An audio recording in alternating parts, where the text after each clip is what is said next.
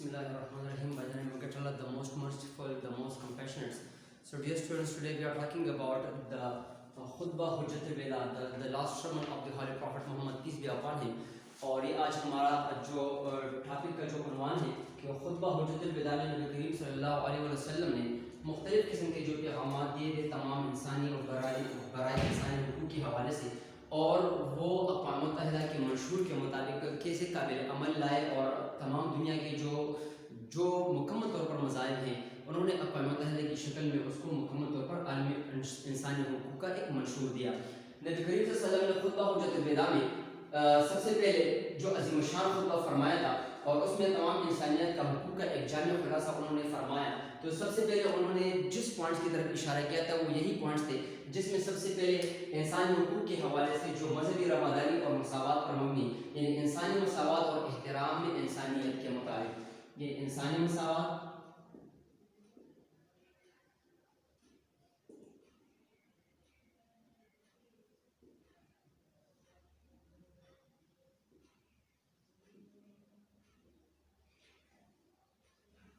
انسانی مساوات اور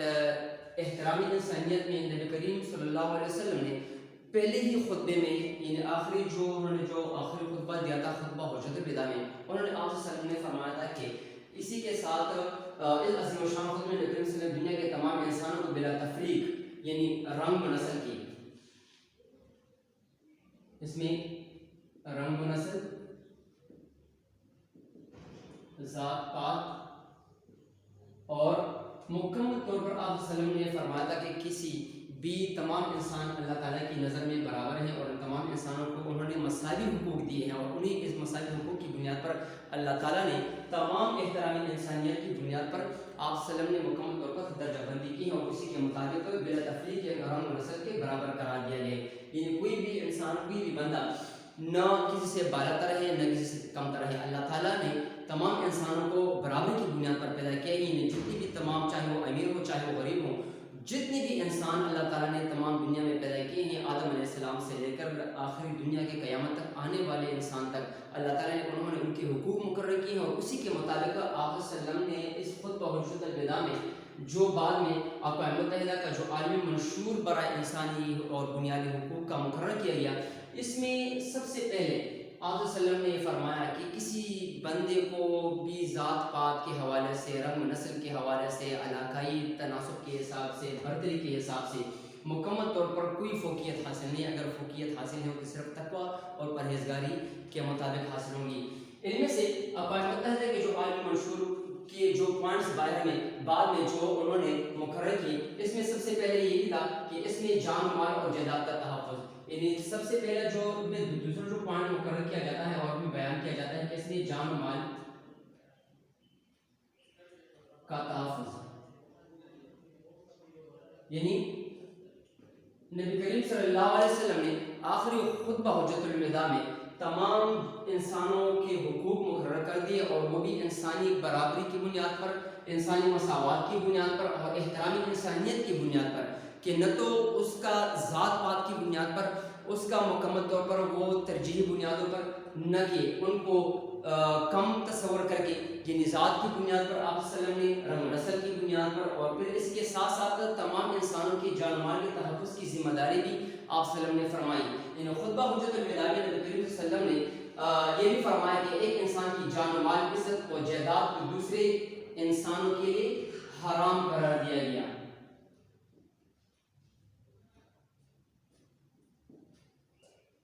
یعنی جان و مال کے تحفظ کے بارے میں کہ کسی انسان کا دوسرے انسان پر یہ حق نہیں کہ اس کا حق مار دیا جائے، اور ان کی حق تلفی کی جائے، اس کی بے عزتی کر دی جائے، اور اس کے احترامی انسانیت میں کوئی بات پر کمپرومائز کیا جا سکے۔ نبی کریم صلی اللہ علیہ وسلم نے خطبہ حجت الوداع میں یہ بھی فرمایا تھا کہ اسی کے ساتھ ساتھ کسی کو جائیداد کی وجہ سے، عزت کی وجہ سے، عزت و ناموس کی وجہ سے، یعنی جان و مال کے تحفظ کی وجہ سے کسی بھی چیز سے محروم نہیں کیا جائے گا، یعنی ان کی انسان کی جتنی بھی احترامی انسانیت کے حوالے سے نبی کریم صلی اللہ علیہ وسلم نے خطبہ حجت الوداع میں جو خطبہ دیا تھا، اور اس میں آپ صلی اللہ علیہ وسلم نے جو پوائنٹس کلیئر کیے تھے، وہ تمام انسانوں اور آنے والے قیامت تک تمام انسانوں کے لیے آپ صلی اللہ علیہ وسلم نے وہی رہنمائی اصول قرار دیے جو بعد میں آنے والی نسل کے لیے، قیامت تک تمام آنے والی قوموں کے لیے ایک حمایت پر مبنی ہے۔ جان مال کے تحفظ کے بارے میں نبی کریم صلی اللہ علیہ وسلم نے بھی فرمایا کہ کسی بندے کو یہ فوقیت حاصل نہیں ہے کسی دوسرے بندے کا حق مار سکے، اور اسی کو بنیاد بنا کر آپ صلی اللہ علیہ وسلم نے یہ بھی فرمایا کہ ایک بندے کی حق کو مارنا تمام انسانیت کے حق کو مارنے کے مترادف ہے۔ اسی کے ساتھ ساتھ خواتین کے حقوق کے حوالے سے خطبہ حجۃ الوداع میں نبی کریم صلی اللہ علیہ وسلم نے یہ بھی فرمایا کہ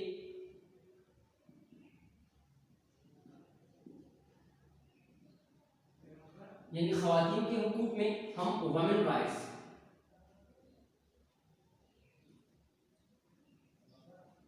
خواتین کے حقوق کے حوالے سے نبی کریم صلی اللہ علیہ وسلم نے خطبہ حجۃ الوداع میں یہ بھی فرمایا تھا کہ اس کا ذکر خطبۃ الوداع میں خواتین کے حقوق کے بارے میں واضح الفاظ میں ملتا ہے کہ حضور نبی کریم صلی اللہ علیہ وسلم نے فرمایا کہ مردوں کا اپنی عورتوں کا یعنی مردوں کا اپنی عورتوں پر اور عورتوں کا اپنی مردوں پر مکمل طور پر حق حاصل ہے۔ اور اسی کے ساتھ ساتھ آپ صلی اللہ علیہ وسلم نے عورتوں کے حقوق کے حوالے سے یہ بھی فرمایا کہ مردوں کو چاہیے کہ اپنی عورتوں کے ان کے حقوق ادا کریں، یعنی ان کے حقوق کی حق تلفی نہ کرے، ان کو اپنے مکمل طور پر ازدواجی زندگی میں اور اس کی معاشرتی جو زندگی ہے اس میں بھرپور حق ان کو دیا جائے اور کسی قسم کی حق تلفی نہ کی جائے۔ عربوں کے زمانے جاہلیت میں مکمل طور پر جب نبی کریم صلی اللہ علیہ وسلم کی بعثت سے پہلے عرب کا جو زمانہ تھا، عرب کا جو روایتی دستور تھا، اس میں عورتوں کو لونڈی کی شکل میں، غلاموں کی شکل میں اس کو قید کر دیا جاتا تھا، اور اسی کے مطابق ان کو دیگر مذاہب کی طرح مکمل طور پر ان کو حقوق سے مکمل ایک سائڈ پر رکھ دیا جاتا تھا۔ وومن رائٹس کے حوالے سے آج کل جو یورپ میں تمام وومن عورتوں کی آزادی کے حوالے سے حقوق کے لیے بیان کیا جاتا ہے کہ ان کو حقوق دینے چاہیے، عورتوں کو آزادی دینی چاہیے،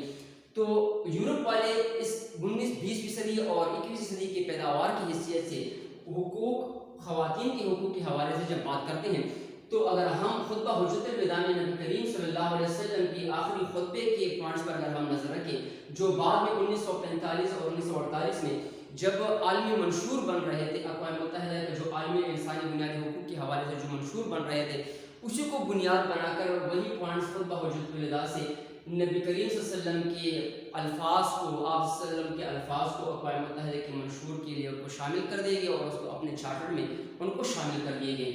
خواتین کے حقوق سب سے پہلے نبی کریم صلی اللہ علیہ وسلم نے صدیوں سال پہلے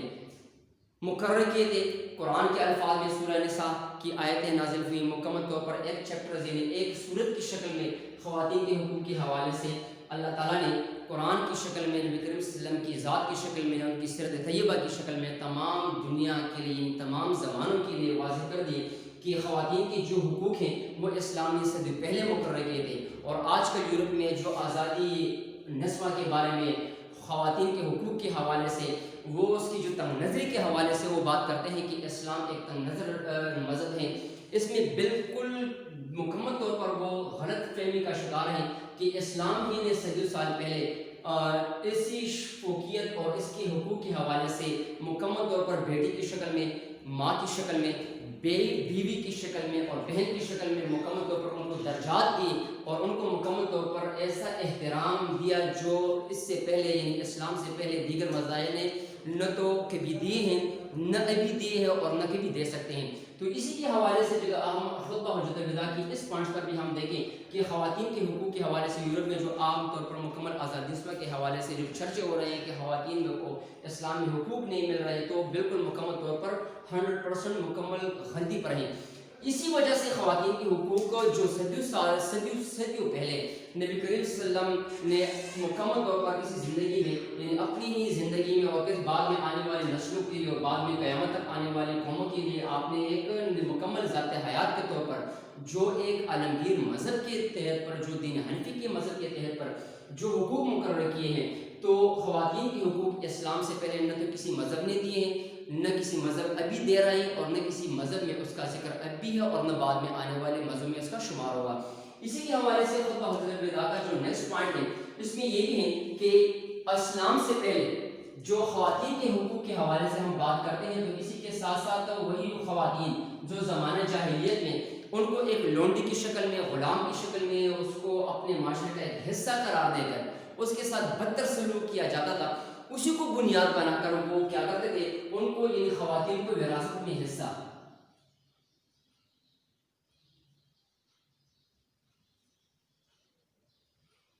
یہ واحد مذہب اسلام ہے، یعنی یہی ایک عالمگیر مذہب کی بنیاد پر جو نبی کریم صلی اللہ علیہ وسلم نے 1400 سال پہلے فرمایا تھا کہ وہی خواتین کے حقوق یعنی ویمن رائٹس کے حوالے سے اس کی کوئی ڈسکریمنیشن نہیں ہوگی۔ اسلام ہی ایک واحد ایسا مذہب ہے جس میں خواتین کے حوالے سے کوئی ڈسکریمنیشن نہیں ہے، ایکویلٹی کی بنیاد پر ان کو وہی حقوق دیے جاتے ہیں جو اسلام ہی نے خواتین کے حوالے سے مقرر کیے ہیں۔ اس کا ذکر نہ تو کرسچن یعنی عیسائیت کی مذہب میں عیسائیت میں ملتا ہے، نہ یہودیت میں اس کا کوئی ثبوت اور اس کے اثبات ملتے ہیں۔ واحد مذہب اسلام ہی نے جس نے خواتین کے حقوق مقرر کر دیے اور اسی خواتین کے حقوق کے حوالے سے ان کو مساوی بنیاد پر وہ حقوق دیے ہیں جو نہ تو کبھی کسی اور مذہب نے دی ہیں اور نہ کبھی دے سکیں گے۔ اسی کے ساتھ ساتھ زمانے جاہلیت میں جب خواتین کے ساتھ جب ناروا سلوک کیا جاتا تھا تو اس کو بنیاد بنا کر وہ یہی کہ خطبہ حجۃ الوداع میں نبی کریم صلی اللہ علیہ وسلم نے خواتین کے حقوق کے حوالے سے، خاص کر غلاموں کے حقوق کے حوالے سے آپ صلی اللہ علیہ وسلم نے جا بجا ارشادات اور فرمائے ہیں اور احادیث میں اس کا ذکر ہے۔ آیتیں اللہ تعالیٰ نے قرآن پاک میں نازل فرمائی اور سورہ نساء کی شکل میں نبی کریم صلی اللہ علیہ وسلم کی سیرت طیبہ کی شکل میں قرآن کی واضح ثبوت کے ساتھ اللہ تعالیٰ نے مکمل ایک چیپٹر یعنی مکمل ایک سورت نازل فرمائی اور اس میں خواتین کے حقوق کے حوالے سے مکمل تفصیلی ذکر کیا ہے۔ اسی کے ساتھ ساتھ جب زمانے جاہلیت میں جب اگر ہم عورتوں کے حقوق کے حوالے سے ہم بات کرتے ہیں اور اس کو ہم ذکر کرتے ہیں تو سب سے پہلے واحد ہی مذہب اسلام ہے جو صدیوں سال پہلے یعنی صدیوں پہلے نبی کریم صلی اللہ علیہ وسلم کی حیات طیبہ سیرت طیبہ کی شکل میں قرآن کی واضح الفاظ کی شکل میں مکمل طور پر خواتین کو وراثت میں حصہ دیا گیا۔ اس سے پہلے خواتین کو ایک ٹشو پیپر کی طرح دیگر مذاہب میں دیگر نسلوں میں اس کو شمار کیا جاتا تھا، اس سے کام لیا جاتا تھا اور اس کو مکمل طور پر ایک بیکار کی چیز سمجھ کر ان کو ردی کے ٹوکری کی نظر کر دیے جاتے تھے۔ اسلام ہی نے خواتین کے حقوق کے حوالے سے یعنی ویمن رائٹس کے حوالے سے ایسے واضح الفاظ میں اس کا شمار کیا، اس کا ذکر کیا، ان کو مکمل درجات کی شکل میں ان کو درجے دے گئے، کبھی ماں کی شکل میں، کبھی ماں کی شکل میں، کبھی بیٹے کی شکل میں، کبھی بہن کی شکل میں، اور یہ مکمل درجات کی شکل میں حقوق مقرر کر دے۔ اگر وہ بیٹی کی شکل میں ہو تو ان کے الگ حقوق فرائض معاشرے میں شامل ہیں، اسلام ہی نے اس کو دیے ہیں۔ اگر وہ ماں کی شکل میں ہو تو ان کے حقوق مکمل طور پر بالکل تسلیم شدہ ہیں اور معاشرے میں باعزت مقام کے طور پر وہ کیا کرتے ہیں، اپنی زندگی بسر کر لیتے ہیں۔ تو وراثت میں حصہ اسلام سے پہلے کسی دیگر مذہب میں نہیں تھا۔ مذہب اسلام کی آمد کے بعد نبی کریم صلی اللہ علیہ وسلم کی حیات طیبہ کی موجودگی میں اور پھر اس کے بعد خلفائے راشدین کے ادوار میں اور پھر اس کے بعد تابعین و تبع تابعین کے بعد مکمل اسلام just like we say is a code of life is a code of conduct کے طور پر مکمل طور پر دین حنفی کے طور پر وراثت میں خواتین کو وہ حقوق دیے گئے جو دیگر مذاہب نے اس کو بالکل نہیں دیے گئے۔ نیکسٹ پوائنٹ اس کے ساتھ ساتھ ہے امن اور رواداری، یعنی امن اور رواداری یہ ہے کہ حکومت حضور صلی اللہ علیہ وسلم نے انتقام لینے کی بجائے تحمل اور بردباری کا جو ثبوت پیش کیا تھا وہ اس میں یہ بھی پوائنٹس اس میں ذکر کرتے ہیں کہ امن اور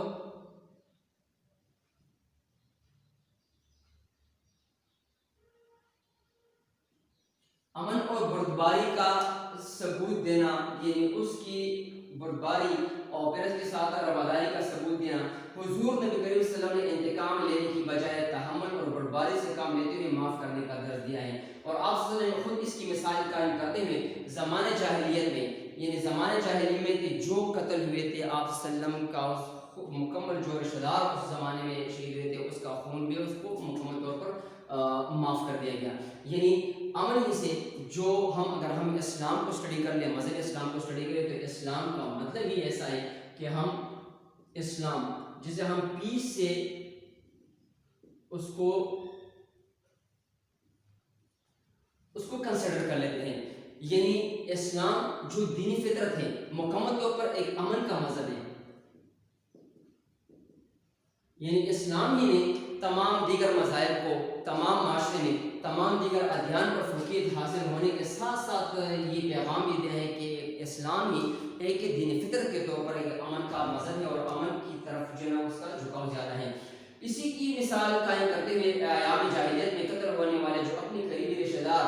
یعنی عامر بن ربیعہ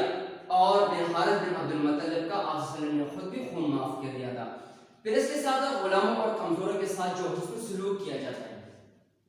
یعنی عرب میں یہ دستور تھا غلاموں اور کمزوروں کے ساتھ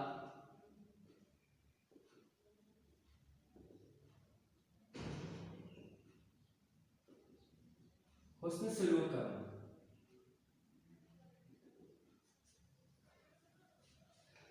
زمانہ جاہلیت میں اسلام کی آمد سے پہلے عربوں کا جو معاشرہ تھا وہ غلام رکھتے تھے اور کمزوروں پر بہت زیادہ ظلم جبر کرتے تھے، یہ بہت زیادہ تشدد کرتے تھے، ان کو انسانی سو سزائیں دی جاتی تھی۔ زمانہ جاہلیت میں عرب کا یہ دستور تھا کہ جو قبیلہ کمزور ہوتا تھا ان کو طاقتور قبیلہ اپنی ہی طاقت کے بل بوتے پر ضم کر لیتے تھے، اور جو قبیلہ جتنا طاقتور ہوتا تھا اسی کو بنیاد بنا کر وہ اپنے کمزور ارد گرد کے جو علاقے ہوتے تھے ان کو فتح کرتے تھے اور ان کو اپنے غلام رکھتے تھے۔ اسی کے ساتھ ساتھ دین اسلام کے آنے کے ساتھ ساتھ نبی کریم صلی اللہ علیہ وسلم کی بعثت کے ساتھ اور پھر نبی کریم صلی اللہ علیہ وسلم کو نبوت کے ساتھ نبی کریم صلی اللہ علیہ وسلم نے خاص طور پر خطبہ حجت الوداع میں غلاموں اور کمزوروں کے ساتھ حسن سلوک کا مکمل طور پر بہت زور دیا ہے اور اس کی تلقین کی ہے۔ وجہ کیا ہے کہ غلام اور کمزور طبقہ مکمل طور پر اس معاشرے کا جو سب سے زیادہ کمزور طبقہ ہے، یعنی یہ غلام جو ہوتے ہیں یہ معاشرے میں سب سے کمزور طبقہ ہوتا ہے، یعنی اسی کی بنیاد پر نبی کریم صلی اللہ علیہ وسلم اور خاص طور پر مذہب اسلام نے اس بات پر زور دیا ہے کہ معاشرے میں جو کمزور ہو اس کی مدد کر دی جائے، اور خاص کر غلاموں کے بارے میں یہ جو معاشرے میں سب سے جو کمزور طبقہ ہوتا تھا وہ غلاموں کے ساتھ، یعنی غلام تھے اور کمزوروں کے ساتھ حسن سلوک کا نبی کریم صلی اللہ علیہ وسلم نے اسلام کی اشاعت کے ساتھ مکمل طور پر اس کو پر زور دیا ہے۔ اسی کے ساتھ ساتھ نبی کریم صلی اللہ علیہ وسلم نے معاشرے میں کمزوروں اور غلاموں کے ساتھ آپ صلی اللہ علیہ وسلم نے اس بات کی تلقین کی، احادیث بھری پڑی ہیں، کمزوروں کے ساتھ ساتھ غلاموں کے ساتھ ساتھ مکمل طور پر قرآن کی تفسیر کو اگر ہم پڑھ لیں تو اس سے یہ بات واضح ہو جاتی ہے کہ واحد ہی مذہب اسلام ہی ایسا مذہب ہے جس نے کمزوروں کو اپنے معاشرے میں اور غلاموں کو اور خواتین کے حقوق کے حوالے سے بہت زیادہ زور دیا ہے، اور اسی کے حوالے سے انہوں نے اس بات پر بھی زور دیا ہے کہ معاشرے میں جو سب سے کمزور طبقہ ہوتا ہے، جو کمزور ترین طبقہ ہے اور جو بالکل لاچار اور کمزور طبقہ ہوتا ہے، اسی کے ساتھ معاشرے میں حسن سلوک کے ساتھ پیش آنا چاہیے، یعنی وہی حسن سلوک جو اسلام ہی نے تمام امت کو سکھائی ہیں اور ان کے حقوق وضع کیے ہیں۔ یعنی کمزوروں اور غلاموں کے بارے میں نبی کریم صلی اللہ علیہ وسلم کے ارشادات واضح الفاظ میں ملتے ہیں، اور وہی الفاظ جو میں دہرانا چاہتا ہوں یہ ہے کہ غلاموں کے بارے میں اللہ سے ڈرتے رہو، کمزوروں کے بارے میں، بیواؤں کے بارے میں اور یتیموں کے بارے میں اللہ سے بار بار ڈرتے رہو، مکمل طور پر احادیث کے مفہوم ہے۔ اور پھر اس کے ساتھ ساتھ جس معاشرے میں کمزور اور غلام کے جیسا طبقہ ہوتا ہے اس کے ساتھ ہمدردی کے ساتھ پیش آنا، اس کے ساتھ حسن سلوک سے پیش آنا، اور اسی کی ہر خواہش اور ضرورت کو وقتاً فوقتاً پورا کرنا اسلام کا ہی شیوا ہے۔ دیگر مذاہب میں نہ تو غلاموں کمزوروں کے ساتھ حسن سلوک کی کوئی واضح مثال ملتی ہے، یعنی ان کو غلام رکھتے تھے، کمزور لوگوں کو مکمل طور پر دبا کے رکھتے تھے، اور اگر کوئی قبیلہ یا غیر کمزور لوگ وہاں پر سر اٹھاتے تھے تو ان کو طاقت کے بل بوتے پر مکمل طور پر اتنا دبا دیتے کہ اس کا نام و نشان اور اس کی نسل جو ہے نا مکمل طور پر ختم کر دیتے تھے، اور ان کے علاقے ٹیریٹوریل اس کی جو آئیڈینٹیفیکیشن ہوتی تھی اس کو مکمل طور پر اپنی ہی علاقوں میں ضم کر لیتے تھے اور اس پر قبضہ کر لیتے تھے۔ غلاموں کے بارے میں اور کمزوروں کے بارے میں نبی کریم صلی اللہ علیہ وسلم کے جو ارشادات ہیں، یعنی آپ صلی اللہ علیہ وسلم نے خطبہ حجت الوداع میں اس بات کی طرف اشارہ کیا کہ غلاموں اور کمزوروں کے بارے میں حسن سلوک کے ساتھ اللہ سے ڈرتے رہو، یعنی ان کا معاشرے میں آپ لوگوں پر حق ہے، یعنی جو امیر طبقہ ہے، یعنی جو مالدار طبقہ ہے، ان کو چاہیے کہ ان غلاموں کے بارے میں اللہ کے حقوق کے بارے میں اللہ سے ڈرتے رہو، ان کمزوروں کے ساتھ ہمدردی اور رواداری کے ساتھ پیش آنا چاہیے تاکہ وہ بھی اپنے معاشرے میں اپنے آپ کو کمتر نہ سمجھے اور ایک انسان ہونے کے ناطے انسانیت کے طبقے کے ساتھ وہ اپنے آپ کو اس معاشرے کا حصہ قرار دے سکے اور تسلیم کر سکے۔ غلاموں اور کمزوروں کے ساتھ حسن سلوک کے بارے میں نبی کریم صلی اللہ علیہ وسلم نے یہ بھی فرمایا ہے کہ تم وہی خوراک کھاؤ جو تم خود کھاتے ہو،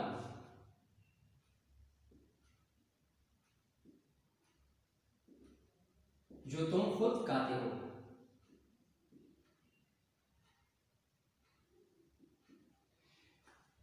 اور یہ نبی کریم صلی اللہ علیہ وسلم نے آخری خطبہ حجۃ الوداع میں بار بار عورتوں کے حقوق کے حوالے سے،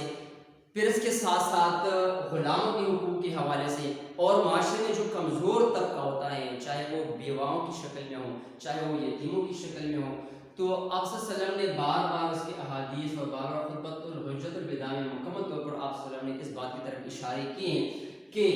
وہی معاشرے میں غلاموں اور کمزوروں کے ساتھ، یعنی غلاموں کے ساتھ وہی بہتر اور احسن طریقے سے پیش آؤ، اور ان کے ساتھ ایسے طریقے سے معاملہ کرو کہ وہی خوراک کھاؤ، ان کو کھلاؤ، یعنی وہی خوراک کھلاؤ جو تم خود کھاتے ہو، جو تم خود کھاتے ہو، اور ان کو وہی کپڑا پہناؤ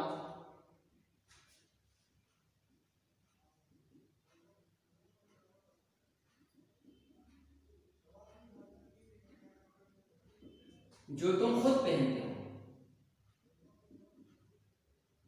یعنی آپ صلی اللہ علیہ وسلم نے واضح الفاظ میں خطبہ حجۃ الوداع میں فرمایا کہ غلاموں کے ساتھ حسن سلوک میں وہی خوراک ان کو کھلاؤ جو تم خود کھاتے ہو، اور وہی لباس ان کو پہناؤ جو تم خود پہنتے ہو. اپنے ہی معاشرے میں آپ صلی اللہ علیہ وسلم نے ایک مثالی روایت قائم کر لی کہ ایسا نہ ہو کہ آپ کے ساتھ کوئی نوکر ہو یا کوئی غلام آپ کے معاشرے میں، اور آپ کے ساتھ آپ کی خدمت میں دن رات لگے رہتے ہوں،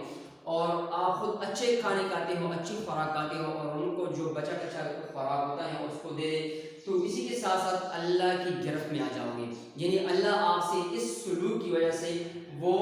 آپ سے پوچھا جائے گا. اور وہی لباس پہناؤ، یعنی جو تم بہتر سمجھتے ہو اور جس لباس میں تمہیں کوئی آر نہ ہو پہننے میں، وہی لباس ان کو بھی پہناؤ جو تم خود پہنتے ہو. تو اسی کے ساتھ ساتھ نبی کریم صلی اللہ علیہ وسلم نے اس بات کی طرف بھی اشارہ کیا ہے کہ غلاموں کے ساتھ سختی کرنے سے بھی منع کیا ہے. یعنی غلاموں کے بارے میں آپ صلی اللہ علیہ وسلم نے واضح الفاظ میں کہا ہے کہ غلاموں کے ساتھ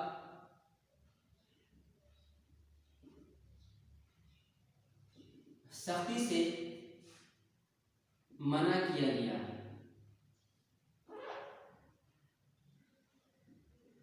یعنی اس پر بے جا سختی، یعنی اس کے ساتھ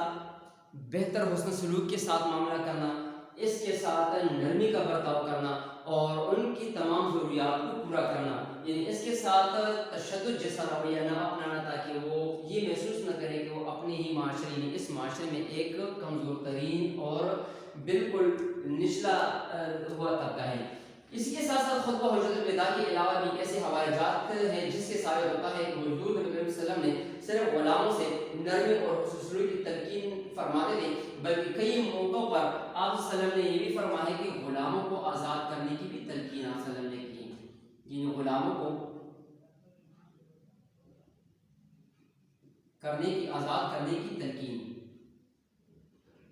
فرمائی ہے. یعنی اگر آپ بہتر سمجھتے ہیں تو اپنے غلاموں کو جو آپ کے دن رات آپ کی خدمت کرتے ہیں ان کو آزاد کرنے میں بہت زیادہ اجر و ثواب ملتا ہے. پھر اس کے ساتھ ساتھ حکمران اور رعایا، یعنی حکمران اور رعایا جو ہوتے ہیں وہ بھی اللہ تعالیٰ کی طرف سے، یعنی حکمرانی دینا، جس طرح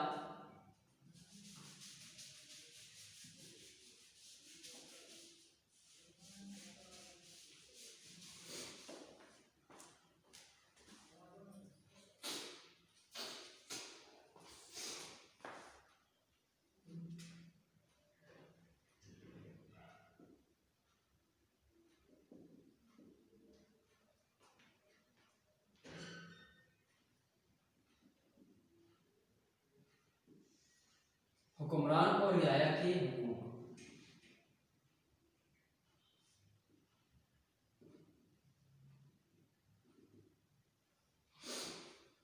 اسلام ہی ایک ایسا واضح مذہب ہے اور ایک ہی ایسا روشن باب ہے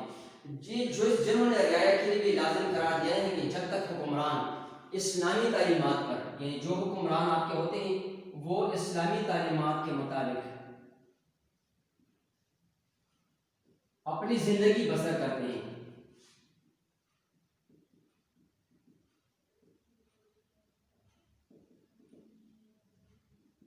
تو ان کی اطاعت کی جائے. یعنی اللہ تعالیٰ نے واضح طور پر فرمایا ہے نبی کریم صلی اللہ علیہ وسلم کے خطبہ حجت الوداع کے موقع پر بھی اس میں یہ پوائنٹس کی طرف اشارہ ہے کہ جو حکمران ہیں، جو رعایا ہیں، یعنی حکمرانوں کے اپنے حقوق ہیں اور رعایا کے اپنے حقوق ہیں. اسی کی بنیاد پر رعایا کے جو حقوق ہیں وہ ہم اس کے حکمران کے بعد میں بیان کرتے ہیں. سب سے پہلے حکمران کے جو حقوق آپ صلی اللہ علیہ وسلم کی زندگی سے واضح طور پر اس کی مثالیں ملتی ہیں کہ اسلامی تعلیمات کے مطابق اگر وہ زندگی بسر کرتے ہیں تو ان کی اطاعت کی جائے، اور اگر وہ اسلامی تعلیمات کے منافی کوئی کام کرنا چاہتے ہیں تو اس کی اطاعت نہ کی جائے. اس سے واضح طور پر یہ سبق ملتی ہے کہ آپ کے حکمران، آپ کی جو حکمران ہوتے ہیں وہ رعایا کی شکل کے ساتھ ساتھ احکام کے منافی اگر کوئی کام کرے تو اس کی حکم عدولی نہ کی جائے. تو وہاں حکمران کو بھی اس بات کا پابند قرار دیا گیا ہے کہ وہ اپنی رعایا کا خیال رکھیں. یعنی دوسرا اس میں یہ پوائنٹ بیان کیا جاتا ہے کہ اس میں سب سے بہترین حکمران جو ہوتے ہیں جو اپنی رعایا کا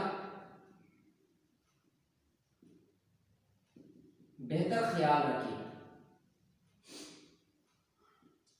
نبی کریم صلی اللہ علیہ وسلم کا ایک ارشاد ہے اور اس کا مفہوم بھی یہی ہے کہ سب سے پہلے یعنی اسلامی تعلیمات کے مطابق جو حکمران زندگی بسر کرتا ہے تو ان کی اطاعت لازم ملزوم ہے، اور اسی کے ساتھ ساتھ وہی بہترین حکمران میں اس کا شمار ہوتا ہے یعنی جس میں اس بات کا خیال ہو کہ وہ اپنی رعایت کا بہتر طریقے سے خیال رکھ سکتے ہیں. تو اسی کے ساتھ ساتھ آپ صلی اللہ علیہ وسلم نے یہ بات کی طرف بھی اشارہ کیا ہے کہ خطبہ حجت الوداع میں بیان کیے حقوق کے اعلان کے ساتھ ساتھ نبی کریم صلی اللہ علیہ وسلم کی سیرت طیبہ کا مطالعہ کیا جائے تو یہ بات ثابت ہو جاتی ہے کہ اس کا ذکر بھی مکمل طور پر جو پوائنٹس آپ صلی اللہ علیہ وسلم نے اپنی زندگی میں اور خطبہ حجت الوداع میں انہوں نے شمار کیے ہیں اور اسی کے مطابق آپ صلی اللہ علیہ وسلم نے تمام دنیا کے لیے واضح مثال کی شکل میں پوائنٹ آؤٹ کیے ہیں. اس کو بعد میں اقوام متحدہ کا جو عالمی انسانی حقوق کا یعنی جو بنیادی انسانی حقوق کے جو منشور ہیں اسی میں شامل کر دیے، اور اسی کے ساتھ ساتھ آج کل تمام وہی پوائنٹ جو دینی فطرت کی طرف سے یعنی اسلام کی طرف سے جو مکمل طور پر پیس اینڈ پراسپیرٹی کا ایک مذہب ہے، اسی کے ساتھ ساتھ امن کا جو مذہب ہے، نبی کریم صلی اللہ علیہ وسلم کی شکل میں انہوں نے واضح طور پر تمام لوگوں کے لیے ایک بہتر زندگی کے طور پر ایک نمایاں اصول کے طور پر انہوں نے پیش کر دیے گئے. اسی کے ساتھ ساتھ جو سب سے پہلے اقوام متحدہ کے منشور میں جو چیزیں شامل ہوتی ہیں تو یہ بھی یاد رکھیں کہ جو عالمی منشور کے حوالے سے جب ہم بات کرتے ہیں تو یہ وہی عالمی منشور ہیں جو 10 دسمبر 1948 کو مکمل طور پر اقوام متحدہ کے چارٹر میں شامل کر دیے گئے ہیں. اور اسی پوائنٹس کے ساتھ ساتھ یعنی جو انسانی حقوق یعنی اقوام متحدہ کے جو عالمی منشور ہیں اسی منشور کو مد نظر رکھ کر اسلامی سے وہی اصول انہوں نے اپنائے، اور جو بعد میں اقوام متحدہ کے عالمی منشور برائے انسانی حقوق کے حوالے سے انہوں نے شامل کر دیے اور اپنے مکمل چارٹر کا حصہ بنا دیا گیا. اسی کے ساتھ ساتھ جو جس کی طرف ہم جاتے ہیں اور جس پوائنٹ کی طرف ہم اشارہ کرتے ہیں وہ یہی ہے کہ جو اقوام متحدہ جنرل اسمبلی ہے، جنرل اسمبلی برائے اقوام متحدہ جو 10 دسمبر 1948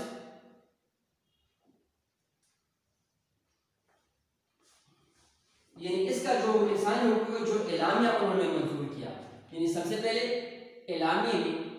ایسے پوائنٹس کا اضافہ کیا گیا اور شامل کر دیا گیا جو خطبہ حجت الوداع سے لیا گیا تھا، اور اسی کے ساتھ ساتھ مکمل طور پر انہوں نے جتنی بھی ممالک اقوام متحدہ کے انڈر سپرویژن آتی ہیں تو ان کے تمام چارٹرز میں اس کو شامل کر دیا گیا تاکہ اسی کے مطابق وہ اس پر مکمل طور پر اس کی پاسداری کر سکیں اور اس کی خلاف ورزی پر مکمل طور پر انسانی حقوق کے حوالے سے جتنے بھی انسانی حقوق کی جو بنیادی حقوق ہیں اسی کے مطابق اس پر عمل مکمل طور پر کر سکیں. اقوام متحدہ کی جنرل اسمبلی نے 10 دسمبر 1948 کو جو عالمی انسانی حقوق کا اعلامیہ جاری کیا تھا اور تمام رکن ممالک سے بھی کہا گیا تھا کہ اس اعلامیے کو مشتہر کریں اور اسکول و دیگر تعلیمی اداروں میں پڑھائیں تاکہ لوگوں میں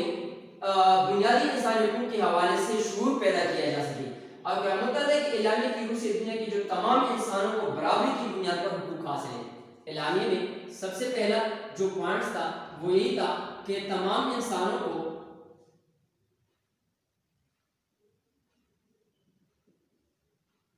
برابری کی بنیاد پر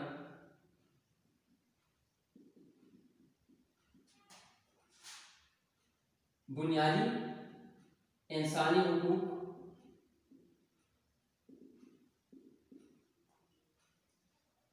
حاصل ہوں گے. یعنی حاصل ہونا، یہی بات، یہی اعلامیہ کے پوائنٹس اگر ہم لے لیں تو صدیوں پہلے خطبہ حجت الوداع میں نبی کریم صلی اللہ علیہ وسلم نے جو فرمایا تھا کہ تمام انسان اللہ کی نظر میں برابر ہیں. کسی عربی کو اجمی پر، کسی اجمی کو عربی پر، کسی گورے کو کالے پر یا کالے کو گورے پر کوئی فوقیت حاصل نہیں. اگر فوقیت حاصل ہے تو صرف اور صرف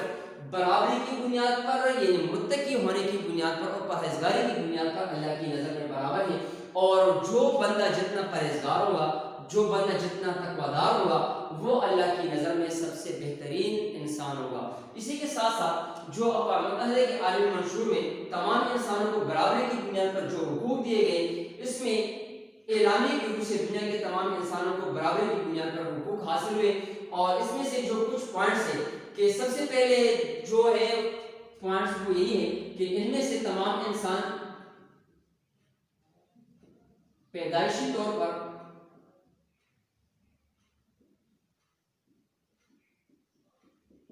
آزاد، تمام انسان پیدائشی طور پر آزاد، یعنی اللہ تعالیٰ نے تمام انسانوں کو پیدائشی طور پر آزاد پیدا کیا ہے. حضرت عمر فاروق رضی اللہ عنہ نے ایک موقع پر بھی فرمایا تھا کہ غلاموں کے بارے میں یا کسی بندے پر تشدد ہو رہی تھی تو اسی کے بارے میں آپ عمر رضی اللہ عنہ نے یہ بھی فرمایا، کسی بندے کو مخاطب تھا اور اس کا فیصلہ کر رہا تھا تو اسی کی پیدائشی طور کی بنیاد پر آپ رضی اللہ عنہ نے یہ بھی فرمایا اس بندے کو کہ اللہ تعالیٰ نے تمام انسانوں کو پیدائشی طور پر آزاد جنا ہے، تو کیوں اس پر لوگ تشدد کرتے ہیں اور کیوں آپ اس پر تشدد کرتے ہیں؟ یعنی تمام انسان آزادی کی پیدائشی طور پر آزاد ہیں اور یکساں عزت اور حقوق کے مالک ہیں.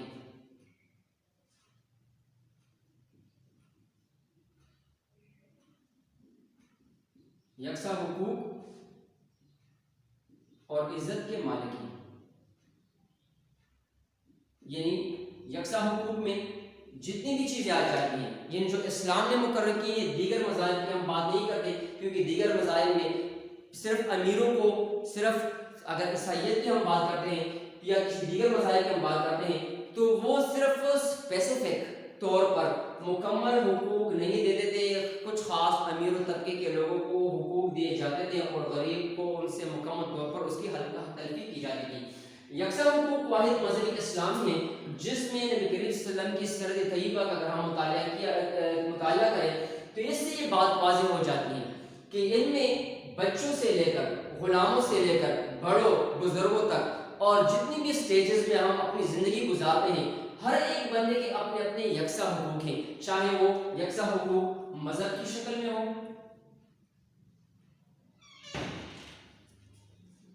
چاہے وہ سیاسی طور پر ہو، چاہے وہ معاشرتی ہو،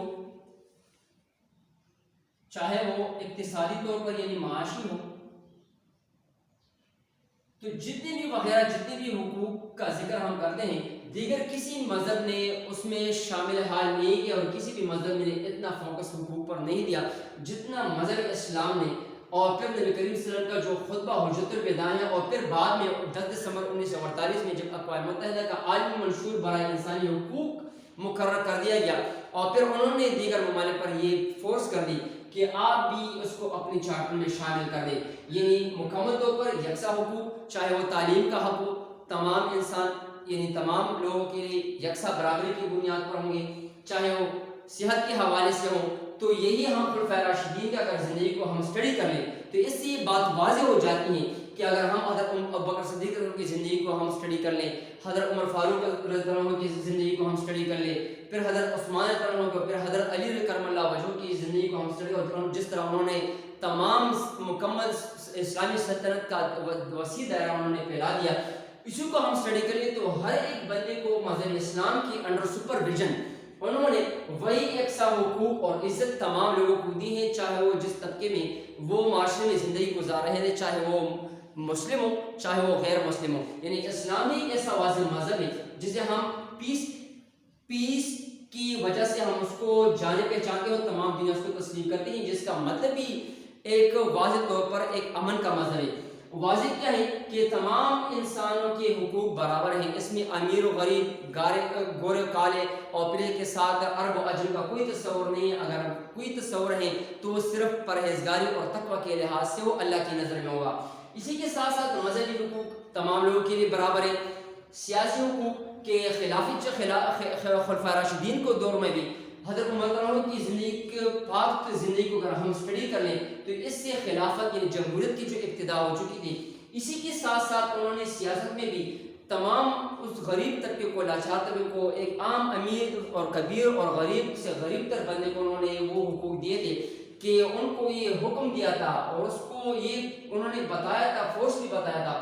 کہ اگر کوئی امیر المومنین یا خلیفہ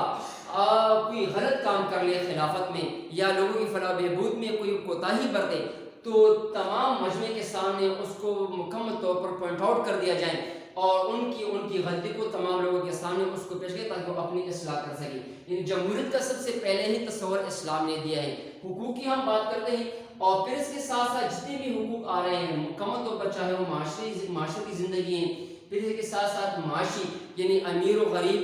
اور پھر اس کے بعد جتنے بھی بندے ہوتے ہیں وہ اللہ کی نظر میں دولت کی جو تقسیم ہوتی ہیں وہ مختلف ہوتی ہیں. اور اسی کے ساتھ معاش میں امیر لوگ غریبوں کا خیال رکھیں گے اور معاش کے معاملے میں تمام لوگ برابری کی بنیاد پر یعنی مکمل طور پر اسلامی نے زکوٰۃ سسٹم کے مطابق یعنی جس طرح مکمل طور پر ہم اس کو اسٹڈی کرتے ہیں تو معاش کے معاملے میں یہ انہوں نے واضح طور پر بتایا ہے کہ اگر امیر صحیح طریقے سے زکوٰۃ کی ادائیگی بربط کر لے تو غریب نہ رہے گا. اور اسی کے ساتھ ساتھ اس کی مثالیں بھی خلفائے راشدین کے دور سے ہمیں ملتی ہیں کہ مدینے میں اور مکمل طور پر ایک ایسا وقت بھی ایسا آیا کہ ہیر جواہرات کے اور فتوحات کے دروازے کھلنے لگے تو ان معاشی لحاظ کے مطابق لوگ اپنی زکاتوں کو رات کے وقت اپنے چہروں کو چھپا کے جو ہے نا لوگوں کے دروازے پر رکھتے تھے تاکہ کوئی زکات لے لے اور اپنے گلے کو خلاص کر لے، یعنی اس سے نجات دوزخ سے اپنے آپ کو نجات دلا دے تاکہ اللہ اس کو پکڑ نہ زکات کے معاملے میں. لیکن جب صبح ہوتی تھی تو وہی بندہ اس پیسوں کو، ان چیزوں کو، زکات کے مصارف کو وہ خود جو ہے نا دوسری گلیوں میں اس کو لے جاتا تھا اور کوئی زکات لینے والا، مختصر یہ کہ کوئی زکات لینے والا نہیں تھا. لوگ اتنے خوشحال اور بہتر زندگی گزار رہے تھے. اسی کے ساتھ ساتھ جس طرح اقوام متحدہ کے جو عالم مشہور ہیں جس کی بنیاد خطبہ حجت الوداع کی بنیاد پر پڑی ہے، اس کے ساتھ ساتھ ہر انسان کو اپنی جان و مال اور آزادی کے دفاع کا بھرپور حق حاصل ہے اور غلامی و جبری مشقت کو مکمل طور پر ممنوع قرار دیا گیا ہے. پھر اسی کے ساتھ ساتھ کسی انسان کو تشدد، ظالمانہ سزا یا غیر انسانی سلوک کا نشانہ نہیں بنایا جائے گا اور تمام انسان قانون کی نظر میں برابر ہیں. یعنی ہم اس نقطے کی طرف اگر ہم جائیں تو یہ بات واضح ہو جاتی ہے کہ تمام انسان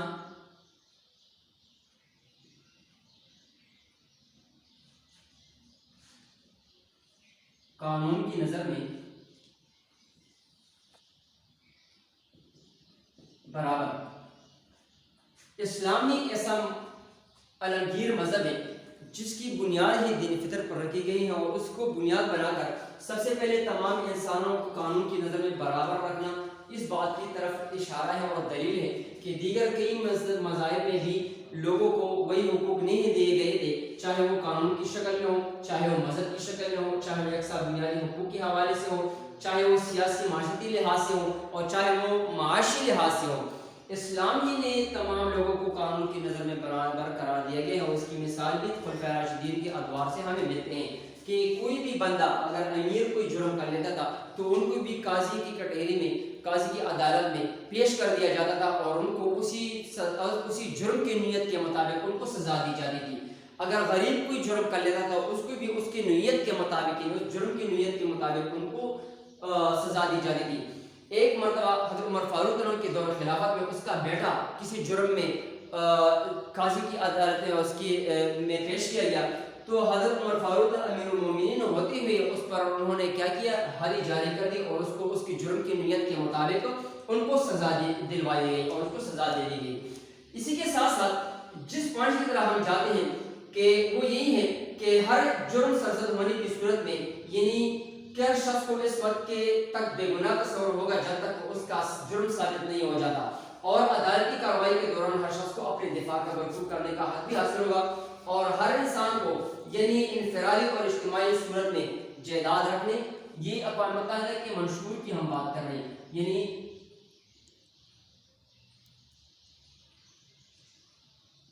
انسانوں کو انفرادی، اجتماعی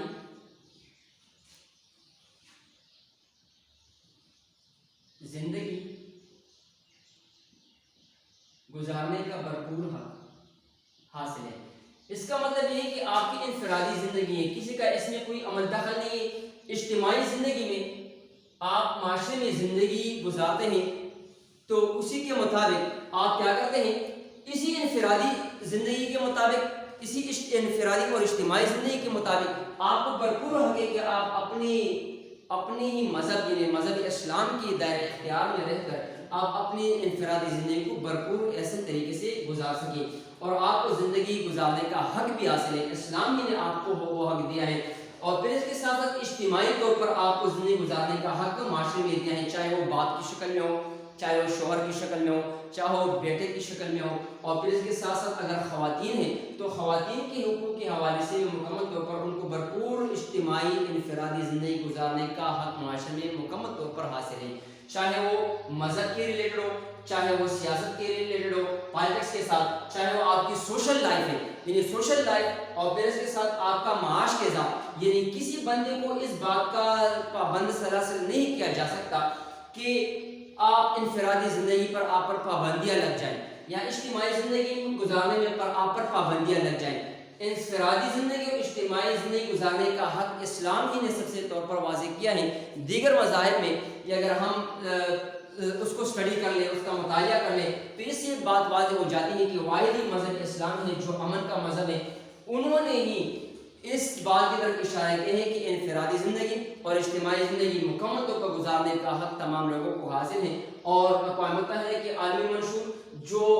نبی کریم صلی اللہ علیہ وسلم کی آخری خطبہ حجۃ الوداع کے جو پوائنٹس انہوں نے اپنی چارٹر میں شامل کر اپنے اعلامیے میں شامل کر دیا، اور پھر دیگر ممالک پر اس پر عمل درآمد کے لیے انہوں نے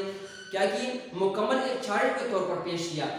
یہی وہ چیزیں ہیں جو انفرادی اور اجتماعی زندگی گزارنے کے حق میں ہم کیا کرتے ہیں، اس پر عمل درآمد کرتے ہیں۔ اور پھر اس کے ساتھ ساتھ انفرادی اور اجتماعی زندگی میں ہم اس بات کی طرف بھی اشارہ کرتے ہیں کہ آپ کو جائیداد رکھنے کا حق،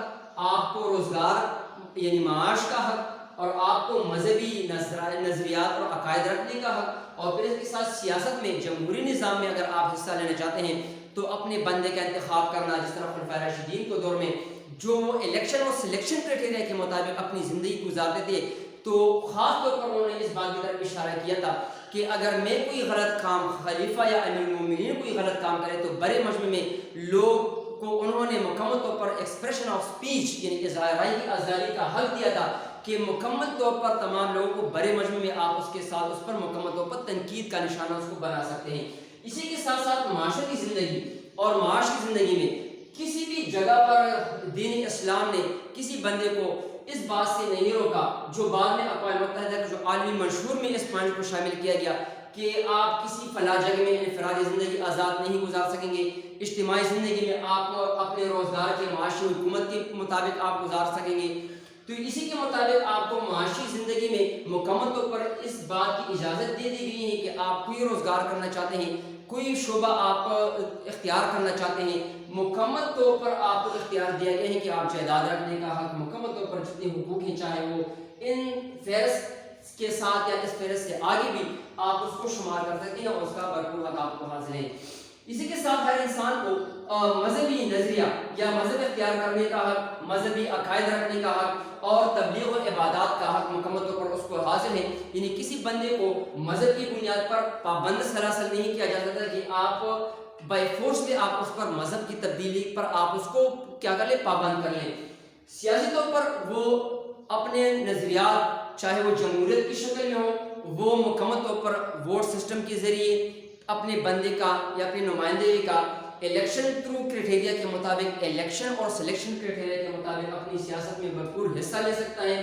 پھر اس کے ساتھ ساتھ معاشرے میں ایک آزاد زندگی گزار سکتا ہے، اور ہر انسان کو ایکسپریشن آف سپیچ اور پرامن اجتماعات اور تنظیم سازی سے ہم یونینز آرگنائزیشن کے نام سے یاد کرتے ہیں، مکمل طور پر اس کو بھرپور حق حاصل ہے، اور اسی کے مطابق ہم کیا کرتے ہیں، اپنی انفرادی اور اجتماعی زندگی گزارنے کے لیے ہم خطبہ حجۃ الوداع کے مکمل نبی کریم صلی اللہ علیہ وسلم کی موجودگی اور اس کے نبی کریم صلی اللہ علیہ وسلم کے پوائنٹس کی یہ جو خطبہ حجۃ الوداع نے پیش کی ہیں، اور پھر اقوام متحدہ کے جو عالمی منشور ہیں جو 10 دسمبر 1948 کو پیش کیا گیا تھا اور اعلامیہ جاری کیا گیا تھا، اسی کے مطابق ہم اپنی زندگی کو پروان چڑھاتے ہیں اور اس کو زندگی گزارنے پر اپنے آپ کو پیش کر لیتے ہیں، اس کی روشنی میں زندگی گزارتے ہیں۔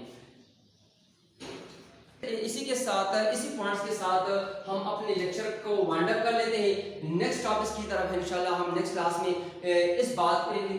کو فارورڈ کریں گے، نیکسٹ ٹاپک کے ساتھ انشاءاللہ ہم اسٹیپ لیں گے۔ تب تک کے لیے انشاءاللہ اجازت۔ Thank you so much and we will see you again. Good bye.